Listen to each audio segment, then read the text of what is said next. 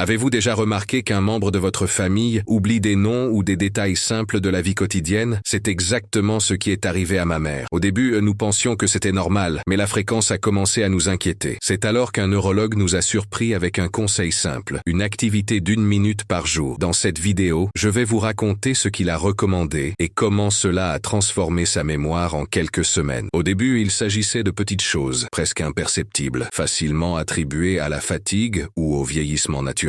Ma mère a toujours été une femme très active. Même après 60 ans, elle tenait sa maison impeccablement, cuisinait avec une précision chirurgicale sans jamais avoir besoin de consulter une recette et se souvenait avec une clarté impressionnante des dates d'anniversaire, des rendez-vous et même des noms de mes camarades de classe de mon enfance. Elle a toujours été la mémoire vivante de notre famille. C'est pourquoi, lorsqu'elle a commencé à hésiter en prononçant le nom d'un ancien voisin ou à oublier où elle avait posé ses clés, personne n'a pensé que c'était quelque chose d'inhabituel. Nous avons attribué cela à l'âge, à la distraction quotidienne. Elle-même riait de ses propres erreurs et disait « Ah, tête en l'air ». Mais comme c'est souvent le cas avec les problèmes qui commencent lentement, presque sans bruit, ce qui semblait inoffensif a pris de l'ampleur. Je me souviens clairement d'un matin où nous sommes allés ensemble au supermarché. Nous marchions dans les allées et elle, liste à la main, s'est figée devant le rayon des sauces. « Qu'est-ce que je devais prendre déjà ?» a-t-elle murmuré en fixant les emballages. Quand je lui ai répondu que c'était de la purée de tomates, elle a esquissé un léger sourire. Mais j'ai vu quelque chose de différent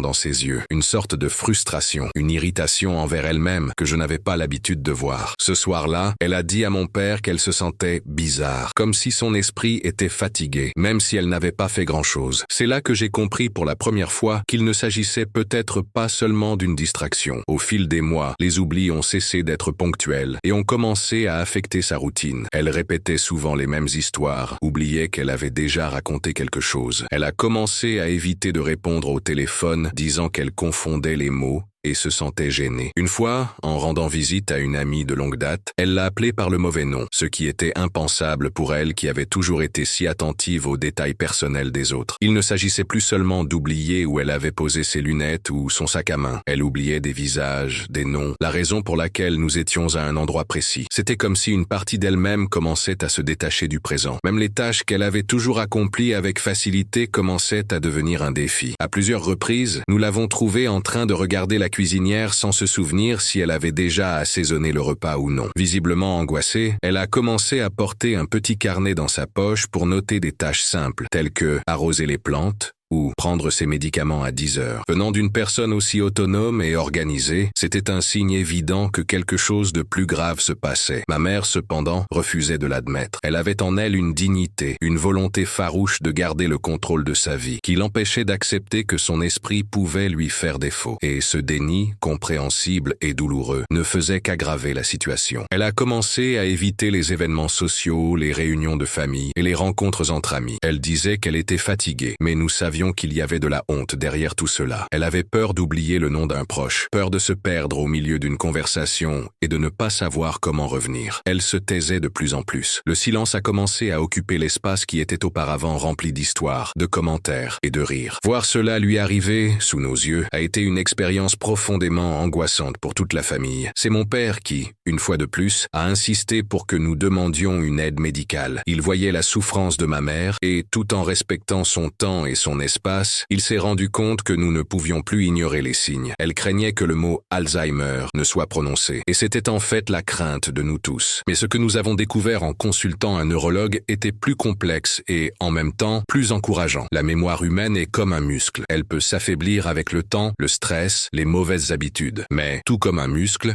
elle peut également être stimulée, renforcée, réactivée. Le spécialiste nous a expliqué que les premiers oublis, appelés troubles cognitifs légers, sont courants et souvent réversibles, ou du moins stabilisables, s'ils sont diagnostiqués à temps et traités avec des stratégies appropriées. Ce diagnostic initial a été, paradoxalement, un soulagement. Nous n'étions pas confrontés à une démence avancée, comme nous le craignions, mais à un état qui pouvait être maîtrisé avec de la détermination, de la discipline et un suivi. C'est à ce moment-là que le neurologue nous a présenté un concept qui, à première vue, semblait trop simple pour être vrai. La pratique quotidienne d'exercices cognitifs courts et spécifiques, dont certains prenaient moins d'1 minute par jour. L'accent n'était pas seulement mis sur la mémoire, mais aussi sur l'attention, l'association d'idées, et le langage. Il a expliqué que le cerveau réagit mieux à la constance qu'à l'intensité. Il était inutile de proposer des tâches longues et complexes qui décourageaient. Il suffisait de quelque chose de bref, mais fait tous les jours, comme un rituel. Ma mère, encore réticente, a accepté de commencer par de petits défis. Elle a commencé par un exercice consistant à nommer rapidement 5 objets dans la cuisine, en regardant autour d'elle, ou à essayer de se souvenir de ce qu'elle avait mangé le mardi précédent. Des choses simples, mais qui exigeaient de l'attention et de la concentration. Peu à peu, elle a intégré cela à sa routine, comme si cela faisait partie de sa journée. Et les résultats, même subtils au début, ont commencé à apparaître. L'inquiétude a commencé à s'installer silencieusement, comme une ombre qui s'allonge en fin d'après-midi. Au début, comme je l'ai déjà mentionné, nous avons essayé de minimiser. Chaque oubli de ma mère était pris à la légère, comme une blague entre nous, comme pour dire « Ah, c'est l'âge ». Nous rions ensemble, elle aussi. Mais quelque chose en moi, peut-être mon instinct de fille, a commencé à comprendre qu'il ne s'agissait pas seulement de cela. Son regard changeait lorsqu'elle oubliait quelque chose d'important. Ce n'était pas seulement de la distraction, c'était de la frustration, c'était de la peur. Une sorte de vide traversait ses yeux pendant quelques instants, comme si elle sentait qu'elle perdait quelque chose qui avait toujours été sien, le contrôle de son esprit, de sa mémoire, de son identité même. Mon père, toujours si rationnel, a été le premier à l'admettre à haute voix. Ce n'est pas normal. Il connaissait ma mère mieux que personne. Marié depuis des décennies, il partageait une routine solide, rythmée par des habitudes presque immuables. Et il a commencé à remarquer des ruptures dans cette logique, de petits retards, des lapsus dans les conversations, des questions répétées à quelques minutes d'intervalle. Et plus encore, elle cessait d'être elle-même dans des aspects subtils. La femme qui faisait des listes pour tout, qui rangeait les placards par couleur, qui classait même les livres de la bibliothèque par ordre alphabétique, laissait désormais des tâches inachevées, confondait les casseroles, oubliait le nom d'objets courants. C'était comme si des fils se détachaient et commençaient à déconnecter une partie de son essence. La décision de consulter un neurologue n'a pas été facile. Il y avait, surtout de sa part, une profonde résistance émotionnelle. Ma mère n'a jamais aimé les médecins, non par méfiance, mais par fierté. Pour elle, admettre qu'elle avait besoin d'aide était un signe de faiblesse. Je suis juste un peu fatiguée, c'est tout, disait-elle, même lorsqu'il était clair que c'était plus que de la simple fatigue. L'emmener chez le médecin a demandé de la patience, de l'empathie et, surtout, beaucoup d'amour. Nous l'avons fait avec précaution, sans pression directe, mais en lui montrant que c'était pour son bien, pour notre tranquillité d'esprit, par mesure de précaution. Nous lui avons présenté cela comme une consultation de routine, comme quelqu'un qui veut simplement vérifier sa tension artérielle ou faire des analyses de sang. Mais nous savions tous, y compris elle, qu'il y avait quelque chose de plus profond derrière cette visite. Le cabinet du neurologue se trouvait dans un immeuble ancien, aux murs clairs et aux couloirs silencieux. La salle d'attente était sobre, décorée de tableaux neutres et de livres de neurosciences posés sur la table. Je me souviens bien du bruit de l'horloge qui marquait les minutes pendant que nous attendions. Ma mère était visiblement tendue, ses mains transpiraient légèrement et elle essayait de le dissimuler en fouillant dans son sac, en arrangeant ses cheveux, en détournant le regard. Lorsque nous avons été appelés, elle s'est levée avec un calme étudié, comme pour prouver, même là, qu'elle contrôlait la situation. Le médecin était un homme qui parlait lentement, avec un regard direct, mais gentil. Il nous a salués fermement et, dès le début, il a clairement indiqué qu'il n'était pas là pour juger, mais pour comprendre. Et c'est exactement ce qu'il a fait. La consultation a commencé par des questions simples. Nom, âge, profession, date du jour. Ma mère a répondu avec assurance, mais a hésité en essayant de se souvenir du prénom complet de sa petite fille cadette. Puis vinrent les tests, des séries de chiffres à répéter, des objets à nommer, des images à décrire. À chaque nouvelle tâche, on percevait un effort énorme de sa part, non seulement pour réussir, mais aussi pour ne pas montrer sa fragilité. Le médecin observait attentivement, prenant discrètement des notes. À un moment donné, il lui a demandé de décrire le chemin entre sa maison et le marché du quartier. Elle a bien commencé, mais s'est rapidement perdue en cours de route. Elle était visiblement bouleversée. Elle a croisé les bras et a dit qu'elle n'avait pas l'habitude d'être évaluée comme une élève. Le médecin lui a répondu avec délicatesse qu'il ne s'agissait pas d'un test, mais d'un moyen de comprendre comment fonctionnait son esprit. À la fin de la consultation, le neurologue a été direct mais rassurant. Il a dit que ce qu'il observait était un cas possible de déficience cognitive légère, une affection courante chez les personnes de plus de 60 ans qui peut ou non évoluer, selon divers facteurs. Il a expliqué qu'il ne s'agissait pas encore d'Alzheimer, mais qu'il serait erroné d'ignorer les signes. Et plus que des médicaments, il a recommandé des stimulations, beaucoup de stimulation. Le cerveau a besoin d'être stimulé, tout comme comme le corps a besoin d'exercice physique, a-t-il déclaré. Il a ensuite présenté la proposition qui allait changer notre routine, de petites pratiques quotidiennes, d'une minute seulement, mais à forte valeur cognitive. Des activités qui activent l'attention, le langage et la mémoire à court terme. Des choses simples, comme énumérer des mots d'une certaine catégorie, raconter les événements de la veille, ou faire des associations visuelles rapides. Ma mère, encore méfiante,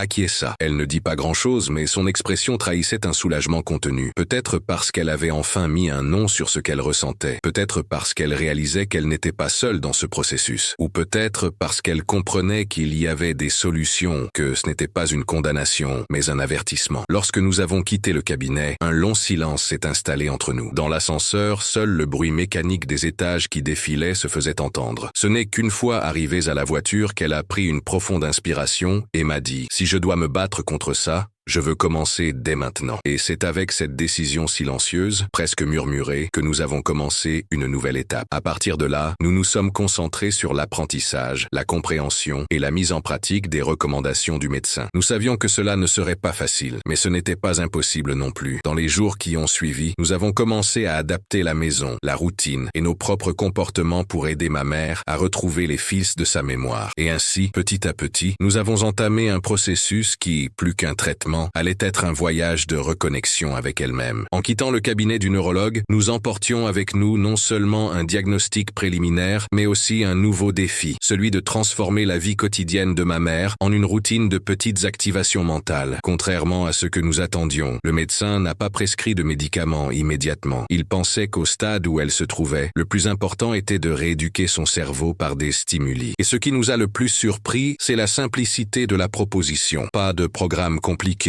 pas d'équipement coûteux, rien qui ne demande des heures de travail. Le neurologue nous a dit fermement, si vous parvenez à faire ne serait-ce qu'une minute d'exercice cognitif par jour, mais que vous le faites de manière régulière, vous pourrez constater des résultats significatifs. Cela semblait trop beau pour être vrai. Une minute, c'est tout, mais avec le temps, nous avons compris la profondeur de cette recommandation. Ce qu'il nous proposait n'était pas un miracle d'une minute, mais plutôt un déclencheur quotidien de réactivation neuronale. Selon lui, lorsqu'il est stimulé de manière objective et régulière, le cerveau a tendance à réagir plus fortement que lorsqu'il est exposé à des stimuli sporadiques et intenses. C'était comme une analogie avec la musculation. Il ne sert à rien d'aller à la salle de sport une fois par mois et de soulever des poids énormes. Ce qui renforce les muscles et, par extension, l'esprit, c'est l'exercice continu, même léger. La proposition était claire. 1 minute par jour d'activité ciblée, comme allumer des lumières internes. Mais cette minute devait être réelle, présente, sans distraction, comme une pause consciente exclusivement consacrée à l'esprit. Le premier exercice recommandé était absurdement simple. Tellement simple que ma mère, dans un premier temps, a pensé qu'on se moquait d'elle. Il s'agissait de choisir une pièce de la maison, n'importe laquelle, et, en regardant autour de soi, de nommer le plus grand nombre d'objets visibles commençant par une lettre donnée. Par exemple, dans la chambre, avec la lettre C, elle disait couette, lit, chaise, rideau. Le défi était de rester fluide tout en se concentrant sur l'environnement. Au début, elle le faisait avec un certain dédain, comme quelqu'un qui accomplit une tâche sans y croire vraiment. Mais après quelques jours, nous avons remarqué un changement subtil. Elle a commencé à faire l'exercice de son propre chef, même sans que nous le lui rappelions. Plus encore, elle a commencé à se lancer des défis avec de nouvelles lettres et de nouveaux environnements. C'était comme si, tout à coup, son cerveau avait découvert un jeu caché, une façon silencieuse de bouger à nouveau. Un autre exercice est venu la semaine suivante. Le neurologue nous a suggéré une pratique appelée récapitulation active. À la fin de la journée, ma mère devait s'asseoir pendant 1 minute et essayer, de mémoire, d'énumérer les 5 principales choses qu'elle avait faites depuis le matin. Rien de compliqué. Cela pouvait être quelque chose d'aussi simple que « je me suis brossé les dents, j'ai pris mon café, j'ai appelé ma sœur, j'ai arrosé les plantes, j'ai lu un magazine ». Mais il y avait une condition. Elle ne pouvait pas consulter ses notes, ni parler à quelqu'un pendant ce temps. Il s'agissait d'un dialogue direct avec son propre esprit. Au début, elle était peu sûre d'elle. « Et si j'oublie ce que j'ai fait ?» demandait-elle. Mais le neurologue nous avait donné des conseils. Peu importe ce dont elle se souvenait, l'important était d'essayer. Forcer l'évocation, même incomplète, est en soi un exercice précieux. Et très vite, elle a commencé à surprendre tout le monde, y compris elle-même, avec des détails dont elle se souvenait, des petites choses qu'elle avait remarquées au cours de la journée, comme le parfum d'une fleur dans le jardin ou la conversation entre 2 voisins dans la rue. Il y avait aussi des exercices d'association. Par exemple, le neurologue a recommandé que, lorsqu'elle voyait un objet, ma mère essaie de le relier à un souvenir ou à une histoire. Elle tenait une cuillère et disait « Je me souviens de la cuillère en bois que ma grand-mère utilisait pour faire du lait confit. En voyant une fleur, elle disait « Ces marguerites me rappellent le jardin de l'école où j'ai étudié ». Cela activait non seulement les zones du cerveau liées à la mémoire affective, mais créait également des liens émotionnels qui renforcèrent la mémoire. C'était presque comme rallumer de petites lumières dans des zones qui s'éteignaient. Ce type d'activité a commencé à se répandre dans toute la maison. C'était comme si, tout à coup, tout pouvait déclencher un souvenir, une vieille chanson, une odeur, une couleur, un son lointain. Nous apprenions tous à redécouvrir ma mère à travers ces petites connexions. Au fil du temps, nous avons créé une sorte de rituel. Tous les jours, juste après le petit déjeuner, elle faisait l'un des exercices. Parfois, il s'agissait de nommer des fruits commençant par une certaine lettre. D'autres fois, il s'agissait de raconter une histoire de son enfance. Parfois, il suffisait de regarder une vieille photo et de dire le nom des personnes qui y figuraient. Tout cela ne durait qu'une minute ou deux, tout au plus. Mais ces minutes ont pris une valeur symbolique beaucoup plus grande. Elles représentaient la résistance, elles représentaient la lutte, elles représentaient le choix conscient de ne pas se laisser emporter par l'oubli. Et le plus incroyable, c'est qu'avec la pratique constante, les résultats sont venus. Pas de manière magique, mais progressivement, elle a commencé à se souvenir plus facilement des noms, à compléter des phrases avec plus d'assurance, à reprendre des conversations sans s'y perdre. Elle a commencé à sourire davantage, à participer davantage. Bien sûr, tous les jours n'étaient pas identiques. Il y avait des jours où elle était fatiguée, des jours où elle disait que son esprit semblait embrumé. Et ce n'était pas grave, nous ne la forcions pas. Le neurologue avait été clair. Le processus est fait de progrès et de recul. L'important était la persévérance. Et ma mère a peu à peu compris que ces minutes quotidienne n'était ni une punition ni une épreuve, mais un geste d'amour envers elle-même. Il n'a fallu que quelques jours pour remarquer que quelque chose commençait à changer chez ma mère. Pas de manière spectaculaire comme dans un film, mais à travers des détails presque imperceptibles qui, mis bout à bout, révélaient une véritable transformation. Au début, c'était comme observer la terre sèche absorber lentement les premières gouttes de pluie après une longue sécheresse. Rien ne se passait immédiatement, mais il y avait là un mouvement silencieux de retour à la vie. Et c'est précisément dans ces petits gestes, presque intimes, que les premiers résultats ont commencé à émerger. Il ne s'agissait pas de miracles, mais de retrouvailles. Des retrouvailles entre ma mère et des parties d'elle-même qui avaient commencé à se cacher sous le brouillard de l'oubli. Je me souviens très bien du jour où elle a appelé le facteur par son nom. C'était un homme simple qui passait là tous les jours et qu'elle connaissait depuis des années. Mais depuis des semaines, voire des mois, elle évitait tout contact direct avec lui, précisément parce qu'elle n'arrivait pas à se souvenir facilement de son nom. Quand elle l'a vu à la porte et lui a dit d'un ton ferme et avec un sourire « Bonjour monsieur Martiaux ». Mon père et moi nous sommes regardés en silence. C'était un nom, juste un nom. Mais il représentait bien plus que cela. Il représentait le retour de la confiance, de la présence, de l'autonomie. Ma mère a souri fièrement, comme quelqu'un qui remporte une bataille silencieuse contre lui-même. Et ce moment, si simple, nous a montré que les minutes quotidiennes de stimulation avaient vraiment un effet. Les changements se propageaient comme de petites fissures dans un mur de contention qui, jusqu'alors, retenait la progression de la perte de mémoire. Des souvenirs oubliés ont commencé à refaire surface, de petites histoires ressurgissant au milieu d'une conversation. Elle a commencé à appeler ses petits-enfants par leur prénom, sans se tromper. Elle a recommencé à poser des questions sur des sujets familiaux, s'intéressant à nouveau aux détails qui lui échappaient auparavant. Même son langage est devenu plus fluide, comme si les mots reprenaient la place qu'ils avaient laissée vide auparavant. C'était comme si son cerveau, après avoir été stimulé avec douceur et persévérance pendant des semaines, commençait à répondre, peut-être pas avec la même force qu'auparavant, mais avec dignité, énergie et surtout présence. Il y a eu un moment qui m'a particulièrement marqué. Nous étions assis à table, un après-midi, lorsqu'elle a commencé à raconter une histoire de son enfance que je n'avais jamais entendue auparavant. Elle parlait d'une institutrice, de l'odeur de la classe, d'une poupée en chiffon qu'elle avait reçue en récompense pour avoir appris à lire tôt. C'était une histoire riche en détails, chargée d'émotions. Mais plus que les mots, c'était l'éclat dans ses yeux qui nous a émus. C'était comme si elle accédait à une partie d'elle-même qui était restée enfermée pendant longtemps et qui s'ouvrait maintenant délicatement, comme une fenêtre après une longue tempête. Le plus incroyable, c'est qu'elle ne se souvenait pas seulement, elle se sentait en sécurité pour partager, pour renouer avec ses propres sentiments. La confiance a été au cœur de ce changement. Ce n'était pas seulement sa mémoire qui s'améliorait, mais aussi la façon dont ma mère se percevait. Lorsqu'elle réalisait qu'elle était capable de faire les exercices, aussi simples soient-ils, elle souriait. C'était un petit sourire, presque retenu, mais plein de sens. Ce n'était pas pas de la vanité, c'était du soulagement. Le soulagement de réaliser qu'elle avait encore le contrôle, qu'elle n'était pas à la dérive, comme elle le craignait auparavant. Et ce renforcement émotionnel a eu un impact profond sur son attitude. Elle a recommencé à appeler ses sœurs. Elle a commencé à accepter les invitations de ses voisines pour prendre le café. Elle s'est remise à soigner son apparence. Elle a commencé à choisir ses vêtements avec plus d'intention, comme quelqu'un qui retrouve un rôle oublié dans sa propre histoire. Chacun de ces gestes était pour nous une victoire silencieuse. Bien sûr, il n'y a pas eu que des jours heureux. Il y a eu des rechutes. Il y a eu des matins où elle était confuse et oubliait si elle avait fait ses exercices. Il y a eu des nuits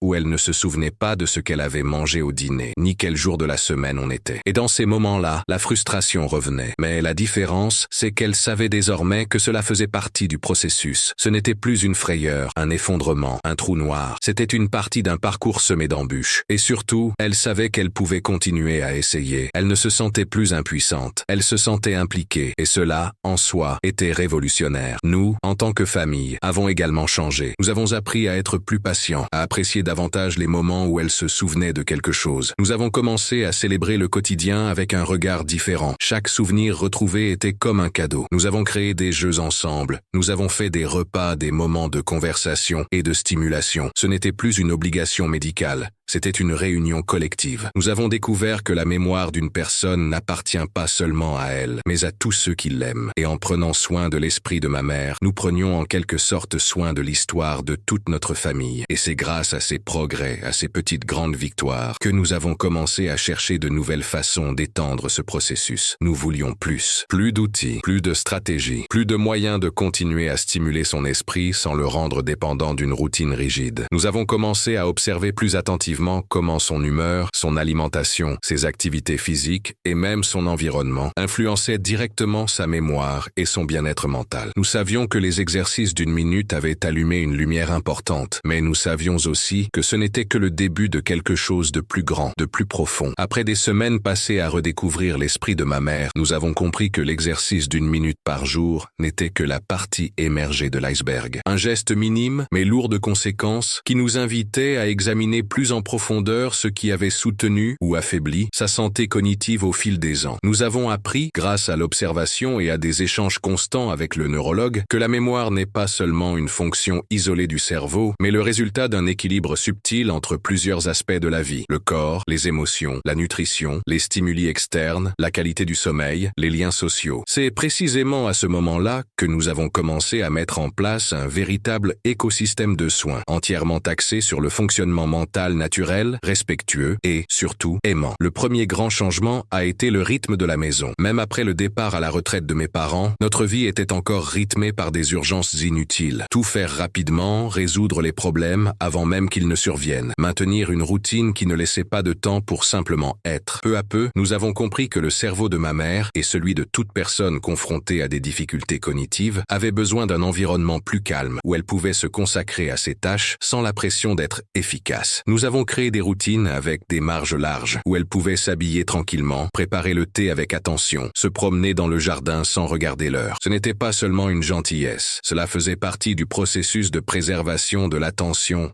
et de la mémoire. Lorsque l'esprit n'est pas submergé, il se souvient mieux, il enregistre mieux, il se sent en sécurité. Un autre aspect qui s'est révélé fondamental était l'alimentation. J'avoue qu'au début, nous n'imaginions pas à quel point les habitudes alimentaires influencent la santé mentale. Mais avec l'aide d'un professionnel, nous avons commencé à faire de petits changements qui ont eu un grand impact. Moins de sucre raffiné, plus d'aliments riches en oméga 3, en antioxydants et en vitamines du complexe B. Nous avons introduit davantage de légumes aux couleurs vives, de fruits rouges, de graines comme le chia et le lin, et même du poisson comme les sardines et le saumon un jour sur deux. L'idée n'a jamais été de transformer son régime alimentaire en un fardeau nutritionnel, mais plutôt d'inclure des ingrédients qui, en plus d'être savoureux, agissent comme de véritables alliés de la santé cérébrale. Nous avons remarqué qu'avec une alimentation plus équilibrée, son humeur se stabilisait et son énergie augmentait, deux facteurs directement liés à la capacité de se souvenir, d'organiser ses pensées et de garder l'esprit esprit actif. Le sommeil a également commencé à être traité avec l'importance qu'il mérite. Pendant longtemps, ma mère a mal dormi. Elle se réveillait au milieu de la nuit, passait des heures sans dormir et faisait des siestes intempestives pendant la journée. Cela affectait non seulement son corps, mais interférait aussi directement dans la consolidation de sa mémoire. Le neurologue nous a expliqué que le cerveau a besoin d'un sommeil profond pour stocker ce qui a été vécu, pour filtrer ce qui doit être conservé et ce qui peut être éliminé. Nous avons donc commencé à prendre davantage soin de son environnement nocturne. Lumière tamisée, horaires réguliers, pas d'écran avant de se coucher et un rituel apaisant avant d'aller se coucher, comme écouter de la musique douce ou lire un passage d'un livre familier. La différence a été impressionnante. Avec un sommeil plus régulier, elle s'est mise à se réveiller plus claire, plus centrée, avec moins de confusion mentale dans les premières heures de la journée. Mais le facteur le plus transformateur a peut-être été la redécouverte des liens sociaux. Pendant longtemps, ma mère s'était repliée sur elle-même, par honte, par manque de confiance en elle, par peur de se tromper, d'oublier, d'échouer devant les autres. Et cet isolement qui semblait être un bouclier était en fait un piège silencieux. La mémoire a besoin d'autres voix, d'autres présences pour rester vivante. C'est alors que nous avons commencé, petit à petit, à renouer ces liens avec le monde. Nous avons encouragé les visites d'amis d'enfance, les appels téléphoniques à des parents, les simples rencontres dans le jardin avec les voisines. Nous avons encouragé l'échange de lettres, oui, des lettres, avec une cousine qui vivait loin, et nous avons pris l'habitude de lire ensemble, par vidéoconférence, des extraits de poèmes anciens. À chaque interaction, ma mère devenait plus vivante, plus présente. Elle se souvenait mieux parce qu'elle se sentait à nouveau intégrée. À la maison, nous avons également commencé à utiliser la mémoire de manière ludique. Nous avons créé des jeux simples comme « Qui suis-je ?», dans lequel elle devait se souvenir de personnes connues à partir d'indices que nous lui donnions. Nous avons organisé des albums photos par décennie afin qu'elle puisse raconter, à sa manière, le contexte des images. Nous avons fait des cahiers de recettes dans lesquels, en plus des ingrédients, elle devait écrire des histoires liées à la nourriture, comme la tarte que je faisais pour l'anniversaire de mon frère ou le gâteau que j'ai appris à faire avec ma voisine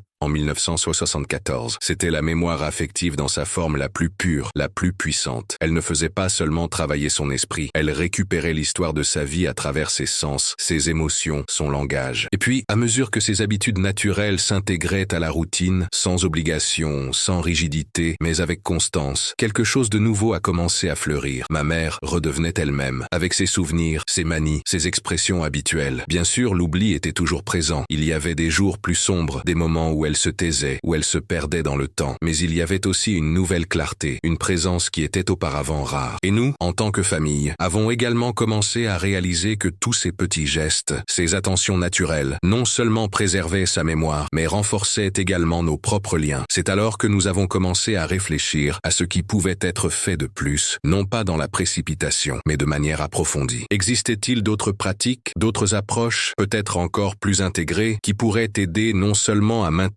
mais aussi à développer ses capacités cognitives? Nous étions prêts à continuer à explorer, car lorsque quelqu'un que vous aimez commence à revenir à lui-même, même petit à petit, même pour de brefs instants, tout en vous veut trouver des moyens de prolonger ce retour.